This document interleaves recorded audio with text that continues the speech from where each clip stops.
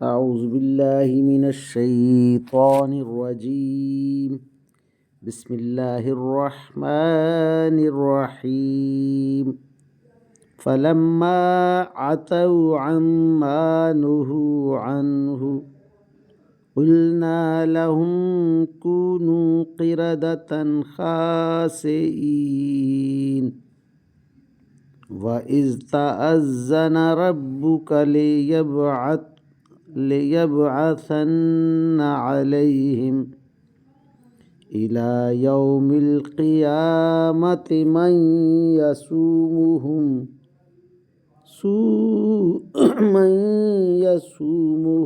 سوء العذاب إن ربك لسريع العقاب وإنه لغفور رحيم. آمنت بالله صدق الله مولانا العظيم وصدق رسوله النبي الكريم ونحن على ذلك من الشاهدين والشاكرين والحمد للہ رب العالمین۔ ابھی آپ کے سامنے سورہ الاعراف کی آیت نمبر 166 تا 167 کی تلاوت کی گئی۔ انشاءاللہ کچھ ہی دیر بعد عزت مآب راؤ شاہ نواز صاحب انہی آیات کا ترجمہ، تشریح اور تفسیر بیان فرمائیں گے۔ اللہ تعالیٰ سے دعا ہے کہ ہمارا پڑھنا، آپ لوگوں کا سننا اللہ تعالیٰ قبول و منظور فرمائے اور اس پر عمل کی توفیق عطا فرمائے، آمین یا رب العالمین۔ اعوذ باللہ من الشیطان الرجیم، بسم اللہ الرحمن الرحیم۔ ملتان سے راؤ شاہ نواز تمام دوستوں کو السلام علیکم ورحمۃ اللہ وبرکاتہ۔ دوستان گرامی، آپ کے سامنے سورہ اعراف کی آیت نمبر 166 اور 167 کی تلاوت کی گئی۔ اب انہی آیات کریمہ کی آسان تشریح اور ترجمہ مفتی تقی عثمانی کا لکھا ہوا اور تفسیر ابن کثیر سے حاضر خدمت ہے۔ اللہ تعالیٰ قرآن پاک میں ارشاد فرما رہا ہے، چنانچہ ہوا یہ کہ جس کام سے انہیں روکا گیا تھا، جب انہوں نے اس کے خلاف سرکشی کی تو ہم نے ان سے کہا، جاؤ ذلیل بندر بن جاؤ، اور یاد کرو کہ وہ وقت جب تمہارے رب نے اعلان کیا کہ وہ ان پر قیامت کے دن تک کوئی نہ کوئی ایسا شخص مسلط کرتا رہے گا جو ان کو بری بری تکلیفیں پہنچائے گا۔ بے شک تمہارا رب جلد ہی سزا دینے والا ہے اور یقیناً وہ بخشنے والا اور بڑا مہربان ہے۔ اللہ اکبر، اللہ اکبر۔ اب ان آیات کریمہ کی آسان تشریح، اس کا مطلب یہ ہے کہ ان کی صورتیں مسخ کر کے انہیں واقعی بندر بنا دیا گیا۔ حضرت موسیٰ علیہ السلام کی قوم کا تھا تذکرہ۔ ہمارے دور کے بعد بعض لوگ اس قسم کی باتوں پر یقین کرنے کی بجائے قرآن کریم میں تاویلات بلکہ تحریفات کا دروازہ کھول دیتے ہیں۔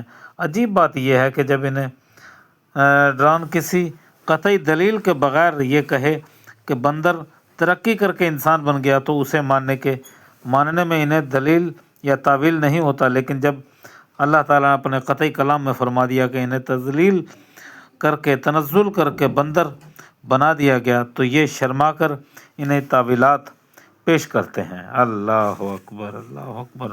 اب ان آیات کریمہ کی تفسیر ابن کثیر سے عنوان ہوتا ہے، یہودیوں کی پوری تاریخ ذلت اور رسوائی کی تاریخ ہے۔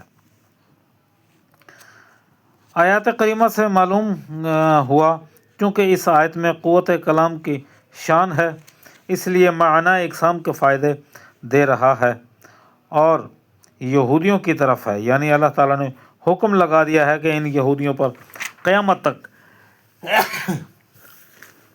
عذاب نازل رہے گا، یعنی ان کے عصیان اور مخالف ہر بات میں ہیلہ جوئی کے سبب انہیں ذلت اور حقارت کا عذاب ملتا رہے گا۔ کہتے ہیں کہ موسیٰ علیہ السلام نے ان پر 7 یا 13 سال تک خراج لگایا تھا اور سب سے پہلے خراج آپ ہی نے لگایا۔ پھر انہوں نے یہودیوں پر یونان کے کشادینیوں اور کلدینیوں کے تسلط رہا، پھر نصرانیوں کے تحت غضب رہے اور انہیں ذلیل کرتے رہے، جزیہ اور خراج لیتے رہے۔ اسلام آیا تو نبی علیہ الصلوۃ والسلام نے ان پر اپنا غلبہ رکھا۔ وہ زمبی تھے، جزیہ دیتے تھے، پھر آخرکار وہ دجال کی مددگار بن کر نکلیں گے، لیکن مسلمان ان کو قتل کریں گے۔ حضرت عیسیٰ علیہ السلام اس غرض میں مسلمانوں کا ساتھ دیں گے۔ یہ سب قرب قیامت کے وقت ہوگا۔ قولا، اللہ تعالیٰ کا فرمان ہے کہ گناہ گاروں سے بہت جلد بدلہ لینے والا ہے، لیکن وہ بڑا غفور الرحیم ہے۔ جو توبہ کرتا ہے وہ اسے بخش دیتا ہے۔ یہاں بھی وہی بات ہے کہ عذاب اور رحمت دونوں کا ذکر ساتھ ساتھ ہے، تاکہ عذاب سے ڈرانے کے سبب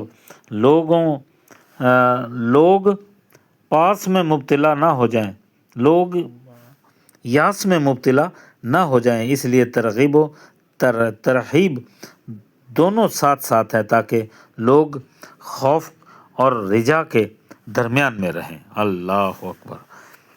وآخر دعوانا الحمد للہ رب العالمین۔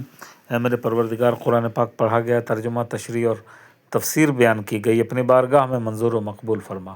اے میرے مولا کریم، ہمارے اس گروپ میں جتنے لوگ بھی بیمار ہیں، میرے مولا ان تمام کو شفاء کلی، شفاء کاملہ و عاجلہ عطا فرما۔ خصوصاً بالخصوص میں دعا گو ہوں ہمارے بھائی شیخ ایوب صاحب کے لیے لاہور سے، میرے مولا وہ بہت زیادہ بیمار ہیں، ان کو صحت کلی عطا فرما۔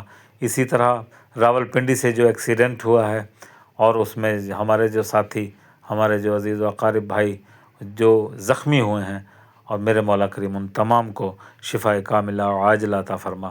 یا اللہ میری دعاؤں کو قبولیت کی منزل تک پہنچا دے۔